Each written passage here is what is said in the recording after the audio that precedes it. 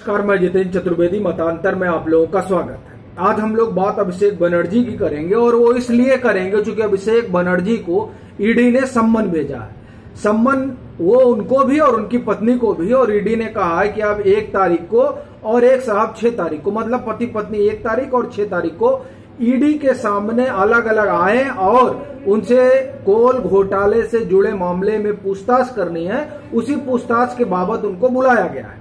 अब ये सवाल ये है कि ये तो दोनों तरफ से, मतलब केंद्र की तरफ से भी और टीएमसी की भी तरफ से एक दूसरे पर आरोप लग रहा है कि ये दरअसल राजनीतिक कार्रवाई है। तो हम उन आरोपों पर नहीं जाएंगे और ना ही त्रिपुरा में जो एफआईआर हुआ है हम उस पर बात करेंगे। हम बात इस पर करेंगे कि दरअसल क्या कारण है जिसकी वजह से ईडी ने सम्मन किया है। देखिए, ईडी का सम्मन करने का मतलब मनी लॉन्ड्रिंग से जुड़ा केस।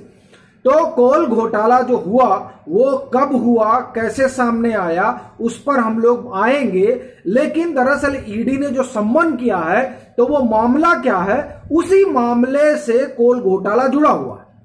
देखिए, हुआ यूं कि ये दावा किया जा रहा है, ये आरोप है कि जो कंपनी कोल घोटाले में इन्वॉल्व है उस कंपनी से एक दूसरी जो अभिषेक बनर्जी से जुड़ी हुई कंपनी है उसमें ट्रांजैक्शन हुआ है और उस ट्रांजैक्शन के कारण ईडी इनसे पूछताछ कर रही है। क्योंकि उस ट्रांजैक्शन को एक तो मनी लॉन्ड्रिंग के हिसाब से भी देखा जा रहा है, सीबीआई भी इसमें जांच कर रही है, तो एक ब्राइब के नजरिए से भी जांच एजेंसियां देख रही हैं। दरअसल ये पूरा मामला जो है, ये मामला 2021 का है, चुनाव से पहले, पश्चिम बंगाल के चुनाव से पहले।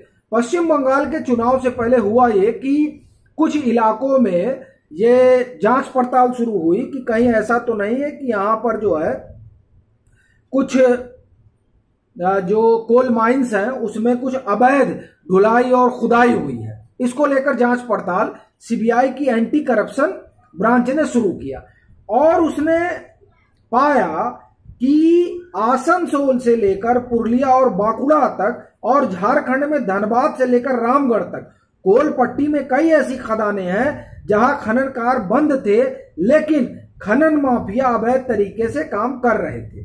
तो नवंबर 2020 में सीबीआई ने इसी सिलसिले में ईसीएल कोल इंडिया की एक सब्सिडरी कंपनी है के अधिकारियों समेत रेलवे और सीआईएसएफ के अधिकारियों के खिलाफ मामला दर्ज किया था।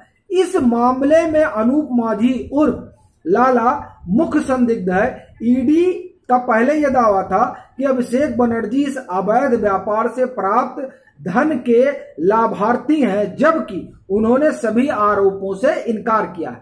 वो ये मानते हैं कि साहब हमने जो है ऐसा कुछ नहीं किया। अच्छा, इससे पहले देखिए, 15 मार्च 2021 को अभिषेक बनर्जी की पत्नी की बहन, मतलब उनकी साली से भी पूछताछ कर चुके हैं और ये सीबीआई वाले कर चुके हैं। और 23 फरवरी को अभिषेक बनर्जी और उनकी पत्नी से पूछताछ कर चुकी है सीबीआई। तो सीबीआई का एक अलग मामला इसी संदर्भ में और ईडी का एक अलग मामला इसी संदर्भ में।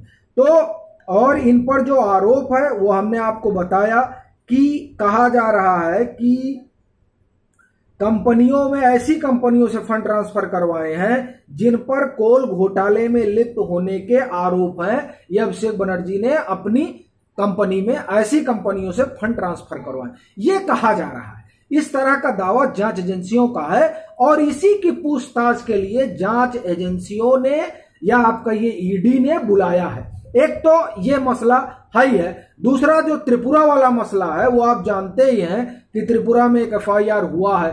फिर सीबीआई वैसे भी वहां जांच पड़ताल कर रही है। बहरहाल हम उस पूरे मसले पर नहीं जाएंगे। अभी यह है कि ईडी ने तलब किया है अब इनके ममता बनर्जी के भतीजे को, तो अभिषेक बनर्जी और उनकी पत्नी दोनों लोगों को ईडी के सामने प्रस्तुत होना है और कोल घोटाले से जुड़ी जो चीजें हैं उस पर पूछताछ होनी है। चलते हैं, फिर मिलेंगे एक नए मसले के साथ। तब तक के लिए राम राम।